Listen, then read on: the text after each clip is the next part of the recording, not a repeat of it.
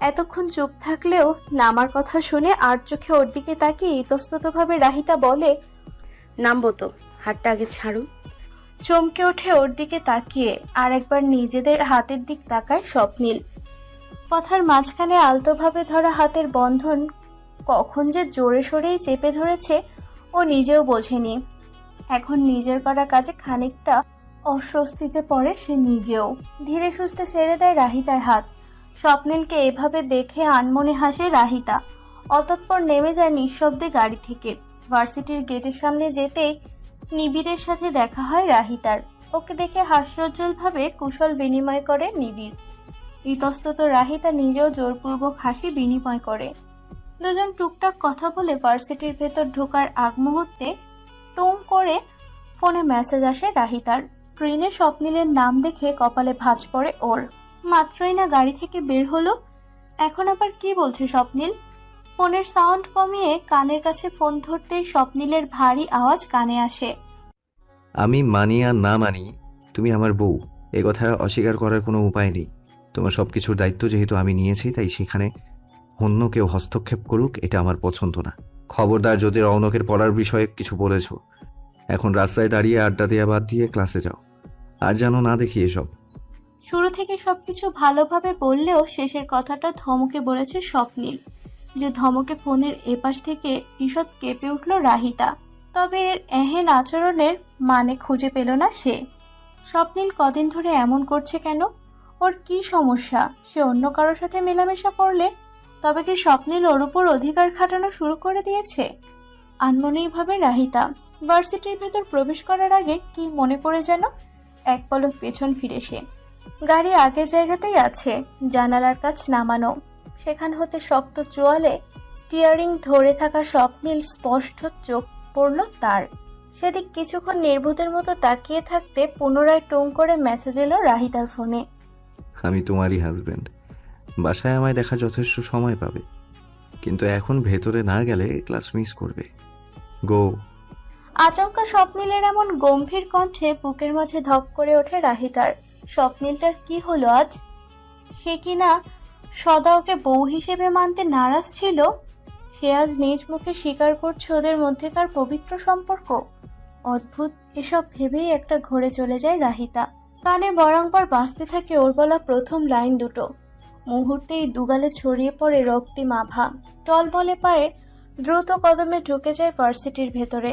এদিকে রাহিতাকে ওভাবে থমকাতে দেখে কিছু একটা ভেবে ঠোঁট যুগল বাঁকিয়ে হাসে স্বপ্নিল। আজকাল হুটহাট রাহিতাকে রাগাতে, ওকে চমকে দিতে ওর ভীষণ মজা লাগে, কিন্তু কেন লাগে তা ওর অজানা। তবে সেটাকে বিশেষ পাত্তা দেয় না স্বপ্নিল। সে শুধু জানে রাহিতা ওর কাছে একটা মানসিক প্রশান্তির মতো, দুঃসময়ে পাশে থেকে ভরসার হাত বাড়িয়ে রাখা বন্ধুর মতো। তাই অন্য কিছু ভেবে এই মুহূর্তে ওদের সম্পর্ককে নষ্ট করতে ভয় পায় স্বপ্নিল। আপাতত রাহিতার সাথে খুনসুটিতে মেতে ওঠে। ওর হাত আঁকড়ে ধরে নিজের পুরনো স্বাভাবিক হাস্যোজ্জ্বল জীবনে ফিরে যেতে চায় সে। তাই এক দীর্ঘশ্বাস ফেলে আর কিছু না ভেবে সে নিজেও গাড়ি চালিয়ে অফিসের উদ্দেশ্যে রওনা হয়। অফিসে পৌঁছে কাজে ব্যস্ত হয়ে পড়ে স্বপ্নিল। আজ বাড়ি ফেরার এক অদ্ভুত পিছুটান অনুভব করে সে। তবে অজানা দ্বারায় ব্যস্ত হাতে সব কাজ করতে থাকা স্বপ্নিল বুঝল না তার এই পিছুটানের কারণ। কখন নিজের অজান্তেই ওর অবাধ্য মন অফিস থেকে বাসায় ফিরে রাহিতাকে পুনরায় দেখার অপেক্ষায় থাকে সে। ভাবনা স্বপ্নিলের কাজে ডুবে থাকা মস্তিষ্ক অবধি পৌঁছে না, একান্তে নিভৃতে ওর মনের অগোচরেই লুকিয়ে থাকে। ঘন্টা দুয়েক টানা পড়াশোনার পর ক্লান্ত ভঙ্গিমায় পড়ার টেবিল থেকে মাথা তুলে চেয়ারে গা এলিয়ে দেয় রাহিতা। মূলত আজ সন্ধ্যায় শাশুড়ির সাথে বাপের বাড়ি থেকে ঘুরে আসার পর হেলে দুলে রুমে ঢুকতেই বিছানায় স্বপ্নিলকে বসে থাকতে দেখে সে। স্বপ্নিলের ভাবসাব দেখে মনে হচ্ছিল যেন এতক্ষণ এখানে বসে রাহিতার জন্যই অপেক্ষা করছিল সে। তাই তো ফ্রেশ হয়ে আসা মাত্রই ওকে টেনে নিয়ে পড়ার টেবিলে বসায় স্বপ্নিল। একই সাথে নিজেও আর একটা চেয়ার টেনে বসে ওর পাশে। কোনো কোনো জায়গায় রাহিতার বুঝতে অসুবিধা সব শুনে এরপর থেকে বোঝানোর কাজে লেগে পড়ে স্বপ্নিল। স্বপ্নিলের উদ্যোগে ও নিজের প্রচেষ্টায় বেশ ভালোভাবেই ম্যাথগুলো মাথায় ঢুকে রাহিতার। ওকে বুঝতে দেখে স্বস্তির নিঃশ্বাস ফেলে বই ঘেটে গুরুত্বপূর্ণ কিছু ম্যাথ দাগিয়ে করতে দিয়ে চেয়ার ছেড়ে উঠে স্বপ্নিল। এতক্ষণ বসে বসে সেগুলোই প্র্যাকটিস করছিল রাহিতা। স্বপ্নিল এতক্ষণ রুমেই ছিল, বিছানায় বসে নিজের কাজ করছিল ল্যাপটপে। কিছুক্ষণ আগে উঠে বেরিয়েছে রুম থেকে। এরই মাঝে রাহিতার পড়াও শেষ হয়ে যায়। হাফ ছেড়ে শব্দ করে চেয়ার ঠেলে উঠে দাঁড়ায় সে। বারান্দায় দাঁড়িয়ে শীতল বাতাস উপভোগ করছে রাহিতা। এতক্ষণ পড়ার পর মাথা ভার হয়ে আসছিল যেন। একটা চা কফি হলে মন্দ হতো না, আনমনে ভাবে রাহিতা। এরই মাঝে হিমবায়ুর সংস্পর্শে নিমিষেই মনে প্রশান্তি আসে, আবেশে চোখ বুঝে যায়। সেভাবেই রেলিং ধরে কিছুক্ষণ ঠায় দাঁড়িয়ে থাকে সে। খানিক বাদে পায়ের শব্দ কানে আসতেই চোখ মেলে তাকায় রাহিতা, এবং চোখ খুলতেই সামনে বাড়ানো পাশে দাঁড়ানো স্বপ্নিলের সাথে চোখাচোখি হয়। সে নিষ্পলক ওর দিকেই তাকিয়েছিল। আজ স্বপ্নিলের চাহনিতে আলাদা কিছু ছিল, যার দরুন বেশিক্ষণ তাকিয়ে থাকা দায় হয়। মুহূর্তের মাঝে চোখ নামিয়ে নেয় রাহিতা। ঠিক সে সময় ওর নত হওয়া চোখের সামনে একটি বাড়িয়ে রাখা হাতে কফির মগ ভাসে। স্বপ্নিল ওর দিকে কফির মগ বাড়িয়ে দিয়েছে। চমকে ওঠে পুনরায় স্বপ্নিলের দিকে তাকায় রাহিতা। এবার ওর অপর হাতে আরেকটি কফির মগ দেখে সে রাহিতাকে তাকাতে দেখে মাথা নাড়িয়ে নিজের হাত থেকে মগটি নিতে ইশারা করে স্বপ্নিল। ধীর হস্তে সে কাপ নিয়ে হালকা হাসে রাহিতা। সে হাসি লক্ষ্য করে ওর দৃষ্টির অগোচরে হাসে স্বপ্নিল নিজেও। ধোয়া ওঠা কাপে ছোট ছোট চুমুক দিয়ে কফি পান করছে রাহিতা। স্বাদ একদম পারফেক্ট, যেমনটা ও খায়। আর অদ্ভুতভাবে স্বপ্নিল অজান্তেই ওর জন্য কফি করে এনেছে, এটা ভেবেই মনে মনে একই সাথে বিস্ময় ও ভালো লাগা কাজ করছে ওর। সে কিভাবে বুঝলো ওর কফি খেতে ইচ্ছে করছে? জিজ্ঞেস করবে কি? ভাবতে ভাবতেই আবারও স্বপ্নিলের দিকে তাকায় সে। নিজের কাপে চুমুক দিয়ে দৃষ্টি রাখে সামনে। এক মনে রাস্তা দেখছে স্বপ্নিল। নীরবতার অবসান ঘটিয়ে হাসি হাসি মুখে রাহিতা নিজেই প্রশ্ন করে, থ্যাংক ইউ, এটা সত্যি খুব দরকার ছিল এখন। আচ্ছা, আপনি কিভাবে বুঝলেন আমার কফি খেতে ইচ্ছা করছিল? অনেকক্ষণ থেকেই তো পড়ছো, স্বাভাবিক মাথা ধরে যাওয়ারই কথা। আমারও এতক্ষণ ল্যাপটপ চালিয়ে কফির প্রয়োজন ছিল, ভাবলাম তোমার জন্যও নিয়ে আসি। আর চোখে ওর হাসি মুখ প্রত্যক্ষ করে ধীর গলায় জবাব দেয় স্বপ্নিল। ওর জবাবে খানিকটা দমে যায় রাহিতা। তবে কি শুধু নিজের খেতে ইচ্ছে করছিল বলেই সৌজন্যতার খাতিরে ওর জন্য নিয়ে এলো স্বপ্নিল? ওর জন্য চিন্তা করে নয়? এদিকে রাহিতাকে জমে যেতে দেখে মনে মনে হাসে স্বপ্নিল। বস্তুত রাহিতার জন্যই কফি করতে নিচে নেমেছিল সে।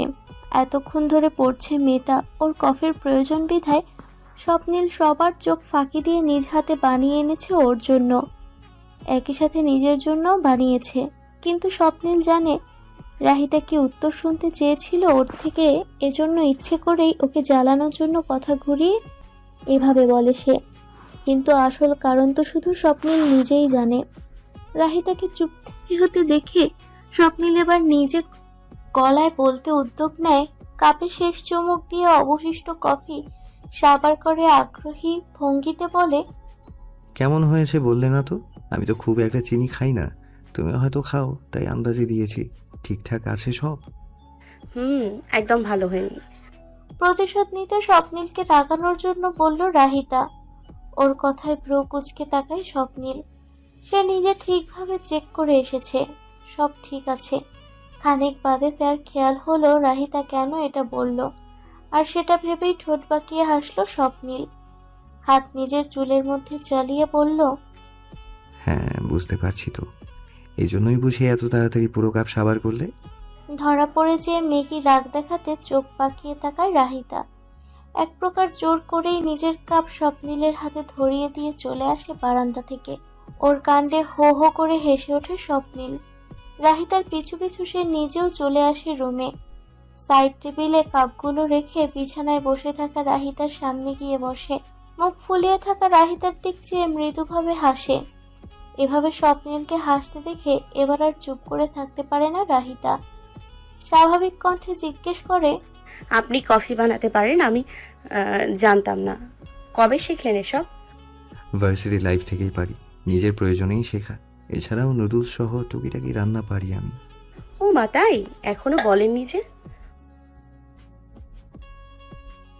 এত অবাক হচ্ছ কেন তুমি? রান্না পারাটা কি কোনো অসম্ভব কাজ? তুমি তো জানোই আমি ভার্সিটি লাইফ থেকেই পড়াশোনার পাশাপাশি বিজনেস সামলাচ্ছিলাম। তো একসাথে এত প্রেশার হ্যান্ডেল করে চলা সহজ ছিল না। রাত জাগতে হতো প্রচুর। তখন আমাদের কাজের লোকও ছিল না। আর মা সারাদিন স্বামীর সাথে থাকতো। ওর স্কুল কোচিংয়ে যেত ওর সাথে। তাছাড়া বাসার কাজ করে বেশ টায়ার্ড থাকতেন, তাই রাতের বেলা কফি খাওয়ার প্রয়োজন হলে আর ডাকতাম না। নিজ থেকেই শিখে নেই কফি বানানো।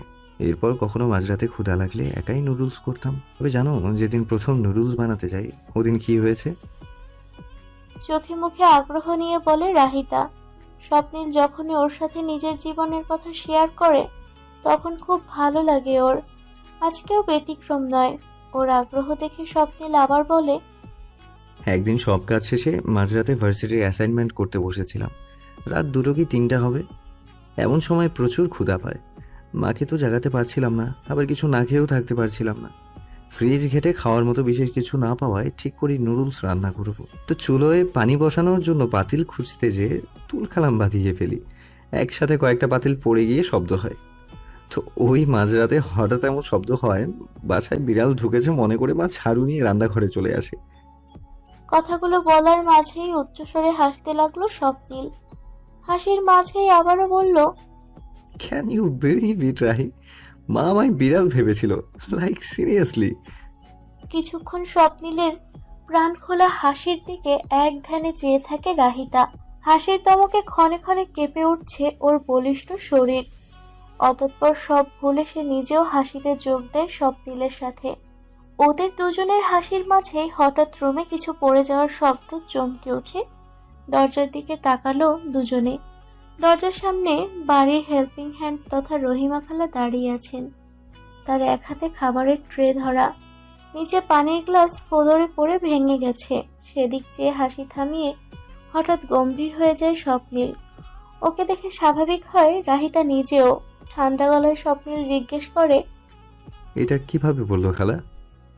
মাফ করবেন সাহেব, খালামা আপনাগো জন্যে খাবার পাঠাইতে কইল উপরে।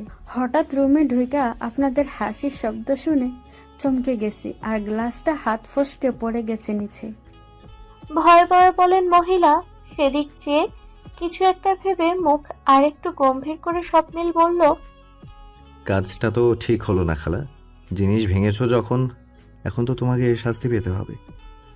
স্বপ্নিলের এহেন কথায় অবাক হয়ে চোখ বড় বড় করে ওর দিকে তাকায় রাহিতা। এর সামান্য ব্যাপারে শাস্তি? স্বপ্নিলের কি হলো হঠাৎ? রহিমা খালার ভয়ার্ত মুখের দিক চেয়েও স্বপ্নিলকে কিছু বলতে যাবে, এর আগেই স্বপ্নিল নিজেই বলে, তোমার শাস্তি হচ্ছে সাবধানে কাজগুলো মাটি থেকে পরিষ্কার করে যেয়ে রাতের খাবার খেয়ে নাও। আর আসতে হবে না উপরে, আমরা পানি নিয়ে নেব। তুমি খাবার খেয়ে মার কাছে যাও। মা খেয়েছে? এতক্ষণে স্বপ্নিলের স্বাভাবিক কথা ও ঠোঁটের কোণে লেগে থাকা মুচকি হাসি দেখে স্বস্তির নিঃশ্বাস ফেলে রাহিতা। হাফ ছেড়ে বাঁচে রহিমা খালাও। খুশিতে গদগদ খাবারের ট্রে সাইড টেবিলে রেখে হয়ে ফ্লোর থেকে কাজগুলো তুলতে তুলতে বলল, আপনি তো এখনই ডরাইয়া দিছিলেন সাহেব। খালাম্মার ঘুম ধরছে, তাই আগেই খাইয়ে শুয়ে পড়লো, আর আপনাগো জন্যে খাবার পাঠাইলো। আচ্ছা, তুমি যে শুয়ে পড়ো। কথা শেষ করে ফ্লোর পরিষ্কার করে চলে গেল রহিমা খালা। তিনি যেতেই ট্রে থেকে রাহিতার প্লেট ওর হাতে দিয়ে স্বপ্নিল ভ্রু নাচিয়ে বলল, কি হলো ম্যাডাম, চমকে গিয়েছিলে বুঝি? আপনি পারেনও বটে। স্বপ্নিলের থেকে প্লেট নিয়ে হাসতে হাসতে বলল রাহিতা। অতঃপর হাত ধুয়ে এসে খাওয়ায় মনোযোগ দিল দুজনে। একদিকে স্বপ্নিল চুপচাপ মনোযোগ দিয়ে খাচ্ছে, অন্যদিকে রাহিতা ওর কথা ভাবছে। বেশ কিছুদিন ধরে রাহিতা খেয়াল করছে স্বপ্নিল ধীরে ধীরে সবার সাথে আগের ন্যায় স্বভাব আচরণ করছে। যে হাস্যজ্জ্বল স্বপ্নিলকে রাহিতা একসময় চিনত, ও যার প্রেমে পড়েছিল, সেই স্বপ্নিল ঠিকই নিজের স্বাভাবিক সত্তায় ফিরে আসছে। আসলে জীবনে দুঃখ নামক মেঘের আড়ালে অনেক সময় মানুষের ফুল সদৃশ্য আসল রূপ নেতিয়ে পড়ে ঠিকই, কিন্তু সুখ নামক ঝলমলে রোদের সান্নিধ্যে পুনরায় নিজের রূপ ফিরে পেতে সময় লাগে না বইকি। স্বপ্নিলের সাথেও ঠিক একই ঘটনাই ঘটেছে। দেখতে দেখতে রাহিতার পরীক্ষার দিন চলে এসেছে। 1 সপ্তাহ টানা পরীক্ষা দিয়ে অবশেষে আজকে তার শেষ দিন। নির্ধারিত সময় পরীক্ষা শেষ হলো, হল থেকে বেরিয়ে ভার্সিটির করিডোরে বন্ধুদের সাথে দাঁড়িয়ে গল্প করছিল রাহিতা। স্বপ্নিল যথারীতি অফিস থেকে ফেরার পথে ওকে নিয়ে বাসায় যাবে। রাহিতার ক্লাস বিকেলে শেষ হওয়ার একদিন স্বপ্নিল প্রতিদিনই এ কাজ করেছে, যার কারণে রাহিতাও এখন অভ্যাস হয়ে গেছে ভার্সিটি শেষে স্বপ্নিলের জন্য অপেক্ষা করা। দুজন একসাথে গল্প করতে করতে বাসায় যাওয়া। বলা বাহুল্য প্রতিদিনই ফেরার পথে একটা ভালো সময় কাটে ওদের। আজ প্রশ্ন খানিকটা কঠিন হয়েছে। সেকশনের সবাই পরীক্ষা শেষে উত্তর মিলালো ও বাকি প্রশ্ন নিয়ে টুকিটাকি আলোচনা শেষ করে যে যার মতো প্রস্থান করলো বাসার উদ্দেশ্যে। বাকি রইল রাহিতা ওর দুই বান্ধবী রিমি ও তামান্নার সাথে। সবাই পরীক্ষা শেষে সপ্তাহখানেকের ছুটি পেয়েছে ভার্সিটি থেকে। একদিন কে কি করবে তা নিয়েই আলোচনা হচ্ছিল মূলত। বাকিদের ছুটি কাটানোর বিভিন্ন প্ল্যান থাকলেও রাহিতার বন্ধুদের মধ্যে সবচেয়ে খুশি হলো তামান্না। এর কারণ পরশুদিন ওর জন্মদিন, যেটা উপলক্ষে ধানমন্ডির এক রেস্টুরেন্টে ওর কাছের বন্ধুদের সবাইকে দাওয়াত দিয়েছে। ফলশ্রুতিতে রাহিতাকেও চলে আসার সময় ইনভাইট করতে ভুলল না সে। রাহি, রিমি, তোদের দুজনকেও কিন্তু আসতে হবে, মনে রাখিস। আমার জন্মদিন বলে কথা, তোদের ছাড়া সেলিব্রেশন ঠিক জমবে না। আমি তো যাবো রে তামু, কিন্তু রাহি যাবে কিনা শোন ওর থেকে আগে। কিছুই বলছে না এখন, মেবি রাহি যাবে না। রাহিতাকে নিশ্চুপ দেখে দ্বিধান্বিত কণ্ঠে বলল রিমি, আরে না, আমিও যেতে চাই দোস্ত, কিন্তু শিওর হয়ে বলতে পারছি না। তোর দাওয়াত তো রাতে, তাই না? ওই সময় বাসায় সবাই থাকে। কিছুটা ইতস্তত মুখে কথাগুলো বলেই তামান্না আরো খানিকটা জোর দিয়ে রাজি করানোর চেষ্টা করলো রাহিতাকে। একই সাথে রিমিও যোগ দিল ওর সাথে। দুজন মিলে বন্ধুত্বের খাতিরে সহ আরো নানা কিছু বলে ব্ল্যাকমেল করে অবশেষে রাহিতার কোমল মনকে রাজি করাতে সক্ষম হলো। সে জানালো বাসায় শুনে তারপর ওকে জানাবে যাবে কিনা। তামান্না জানে রাহিতা বিবাহিত, তাই নতুন নতুন বিয়ে হওয়ায় আর সেও কিছু বলল না। মেয়েটা যেতে চেয়েছে এটাতেই খুশি সে। ওদের থেকে বিদায় নিয়ে ভার্সিটি থেকে প্রস্থান করলো তামান্না। পিছে রয়ে গেল ওরা দুজন। তামান্না যেতেই ওদের সামনে আচমকা আগমন ঘটে নিবিড়ের। এবার ওকে দেখে আর চমকে যায় না রাহিতারা, কেননা একদিন পরীক্ষার সুবাদে যখনই সময় পেয়েছে লাইব্রেরিতে বসে একসাথে গ্রুপ স্টাডি করেছে ওরা তিনজনে। টপার হওয়ায়ও ভালো বুঝতে সক্ষম হয় সম্ভাব্য গুরুত্বপূর্ণ টপিকগুলো নিবিড়ের নোটস থেকেই পড়ে ফেলেছে রাহিতা একদিনে। যদিও এ ব্যাপারে রিমির আগ্রহ বেশি ছিল, তবুও পরীক্ষার কাজে লাগছে বলে রাহিতাও আর দ্বিমত করেনি পরে। তাই এখন তাদের বন্ধুত্ব আগের তুলনায় কিছুটা ভালো। আগের মতো জড়তা কাজ করে না অতটা। হেই রাহি, দাঁড়িয়ে আছো কেন? বাসায় যাবে না? শুধু রাহিকে বলছো কেন? ওর সাথে আমিও দাঁড়িয়ে আছি। তা কি চোখে পড়লো না? নাকি পাওয়ার কমে গেছে চশমার? রাহিতার উত্তর দেওয়ার আগে চোখ উল্টিয়ে নিবিড়ের প্রশ্নের জবাব দেয় রিমি। হুট করে এমন প্রশ্ন করাতে থতমত খেয়ে যায় ছেলেটা। নাকের ডগার ওপর চশমা ঠিক করতে করতে বলে, অফকোর্স দেখেছি, দেখবো না কেন? কিন্তু তোমাকে আমি ইচ্ছে করে জিজ্ঞেস করিনি। ইচ্ছে করে তা কেন? আনমনে বলা নিবিড়ের কথার বিপরীতে অবুঝের ন্যায় প্রশ্ন করে রিমি।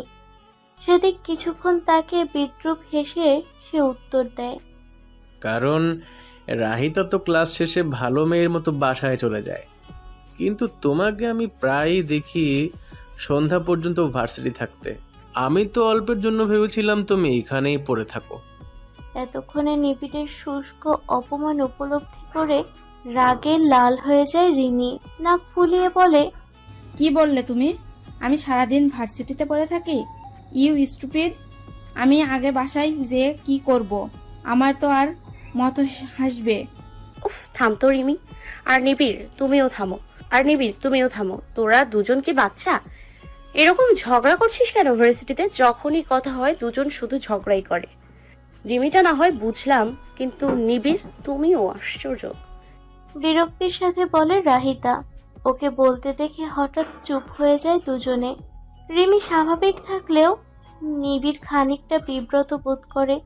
দাঁতে দাঁত চেপে রিমির দিক চেয়ে বলে, আমি তো ঠিকই ছিলাম, শুরুটা তো ওই করেছে। এই, আমি শুরু করেছি মানে? তুমিই তো। ফুঁসে ওঠে আবারও নিবিড়ের দিকে। তেড়ে আসতে লাগে রিমি। ওকে সঠিক সময় থামিয়ে দেয় রাহিতা। সরিয়ে আনে বলে, এবার থাম রিমি, কি শুরু করেছিস?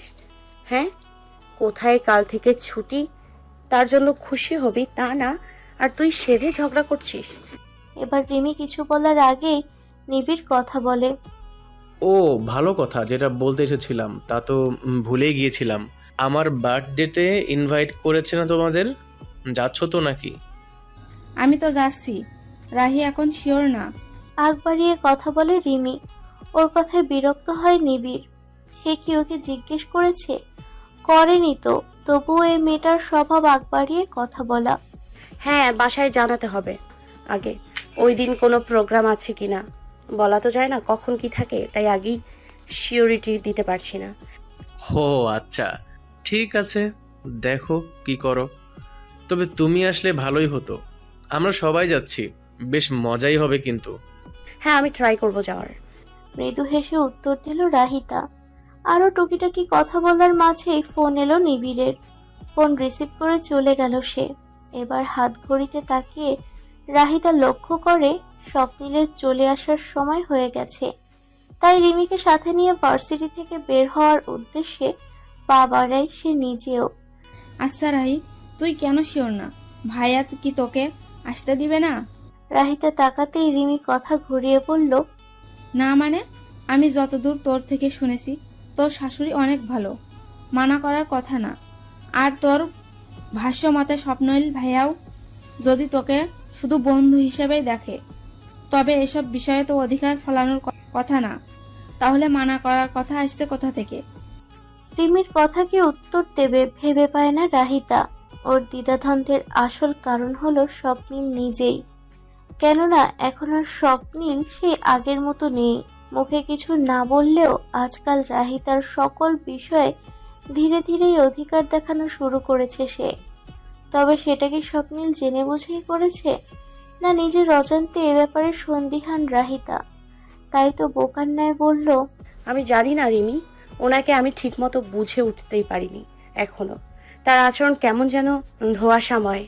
কখনো মনে হয় তিনি মন থেকে আমাকে বউ হিসেবে মেনে নিয়েছেন, আবার কখনো মনে হয় এটাও হয়তো তার নিছক দায়িত্ববোধের মধ্যে পড়ে। আমি খুবই কনফিউজড রে দোস্ত। বিষয়টা আসলে কনফিউজিং। স্বপ্নিল ভাইয়া এমন কেন? তুই ভালো দেখে কিছু বলছিস না? আমার জামাই হলে আমি তো ওরে। রাহিতার চোখ পাকানো দেখে বহু কষ্টে মুখের কথা বের হওয়ার আগেই গিলে ফেলে রিমি। আজকাল মাঝে মধ্যেই রাহিতার ওপর ভীষণ রাগ হয় ওর। কিভাবে নিজের অনুভূতিকে গুটিয়ে রেখে স্বপ্নিলের সামনে চলাফেরা করে মেয়েটা। আর স্বপ্নিল, সে তো এ ব্যাপারে চির অজ্ঞাত। এভাবে চললে ওদের মধ্যে কিভাবে সব ঠিক হবে রিমি ভেবে পায় না। আর তখনই ওদের দুজনের প্রতি ক্রুদ্ধ হয় তার অন্তর। রাগের চোটে নিজেকে কন্ট্রোল করতে পারে না সে। পরদিন সন্ধ্যা, ড্রয়িং রুমে সবার সাথে বসে আছে রাহিতা। স্বপ্নিল রাস্তায় যে কোনো মুহূর্তে ফিরে বাসায়। এক সোফায় দিলারা বেগম ও রাহিতা, অপর সোফায় সামিরা বসে। সেখান থেকেই অনর্গল কথা বলে যাচ্ছে মেয়েটা। এক দণ্ড চুপ থাকে না সে। কলেজে কি হয়েছে না হয়েছে, নতুন স্যার এসে কি করেছে, এসব বিষয় মা ও ভাবিকে জানানো যেন বেশ গুরুত্বপূর্ণ এমন ভাবভঙ্গি তার। নিজের কথা শেষ করে রাহিতার উদ্দেশ্যে সামিরা বলে, আমার কলেজের কথা তো অনেক হলো, এবার ভাবি তুমি তোমার ভার্সিটির কথা কিছু বলো, আমরাও শুনি। আমার ভার্সিটির কথা কি শুনবে? বলো, যদি কোনো মজার ঘটনা মনে পড়ে তবে।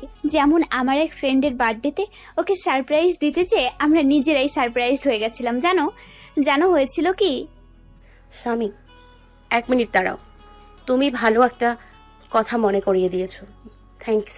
বলবো করে আমি তো ভুলেই গিয়েছিলাম কাল থেকে।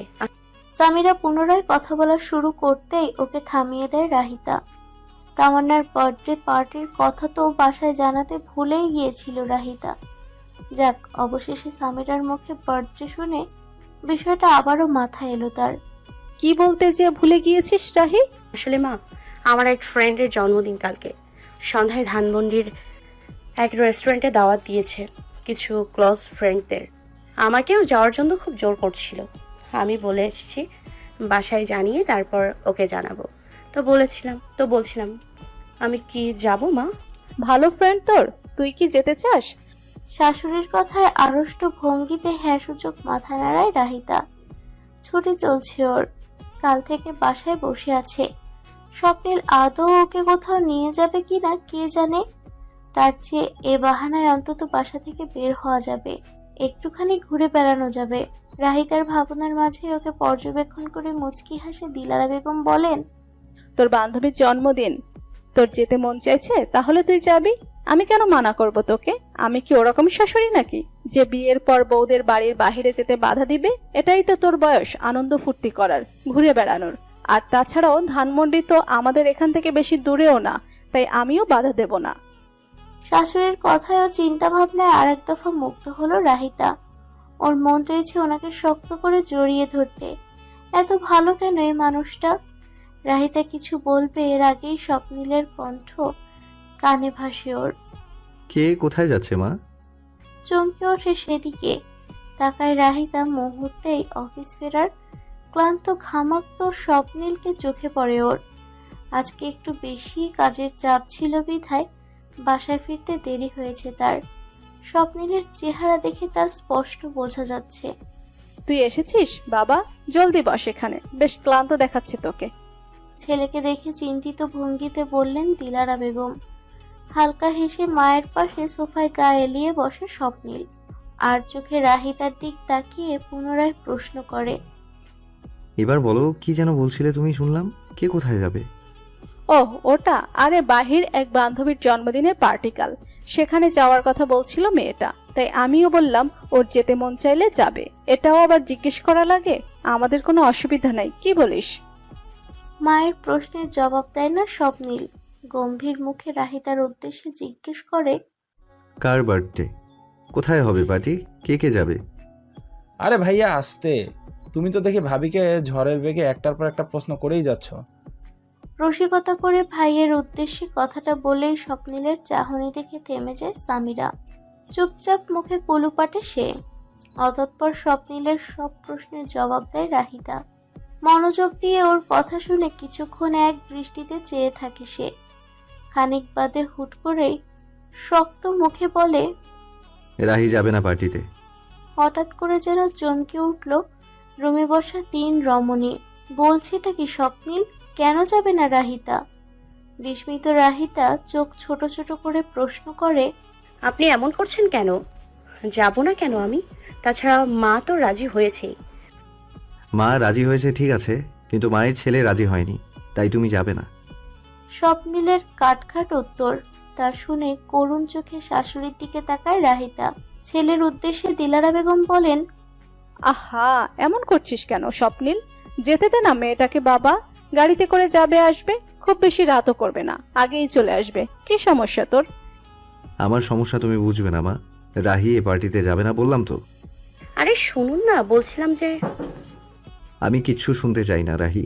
একবার বলেছি না তুমি পার্টিতে যাবে না, তার মানে তুমি যাচ্ছ না, ব্যাস।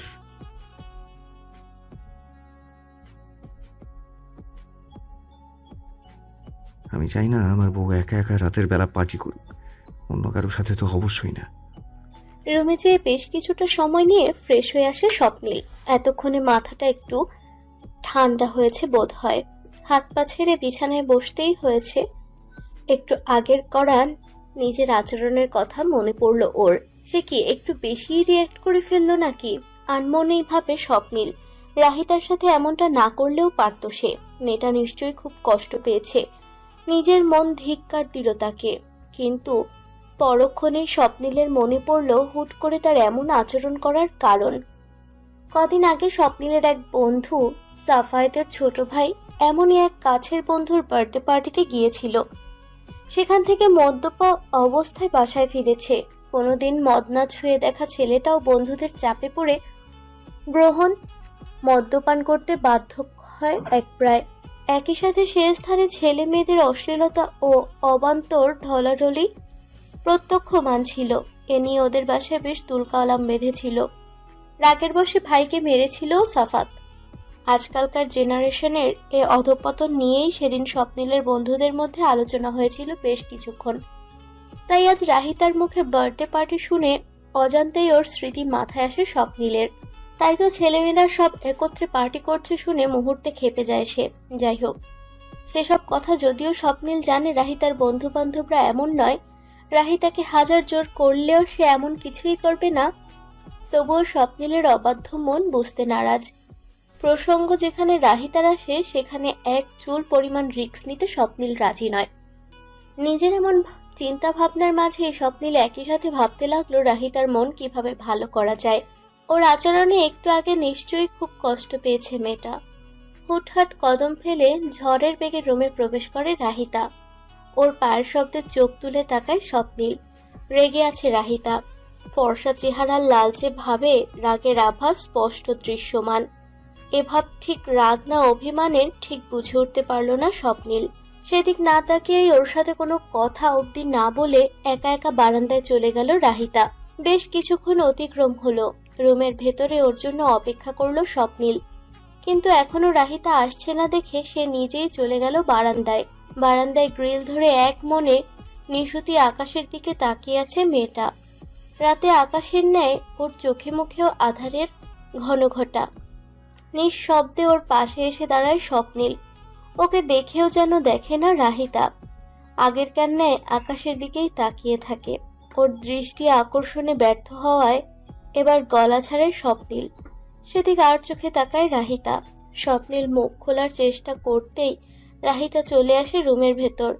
স্পষ্ট বুঝিয়ে দেয় এই মুহূর্তে ওর কোনো কথাই সে শুনতে ইচ্ছুক নয়। সে বলা বাহুল্য, এভাবে ইগনোর হওয়াটা মোটেও পছন্দ হলো না স্বপ্নিলের। তাই তো ওর পিছু পিছু সে নিজেও চলে আসে রুমের ভেতর। রাহিতা বিছানায় শুবে এমন সময় হাত ধরে টেনে তোলে ওকে। আচমকা ওর এহেন আচরণে মেয়েটা এতক্ষণের রাগে আরেকটু ঘি পড়ল যেন। স্বপ্নিল কিছু বলতে যাবে তার আগেই ক্ষিপ্ত রাহিতা নিজেই চেঁচিয়ে ওঠে,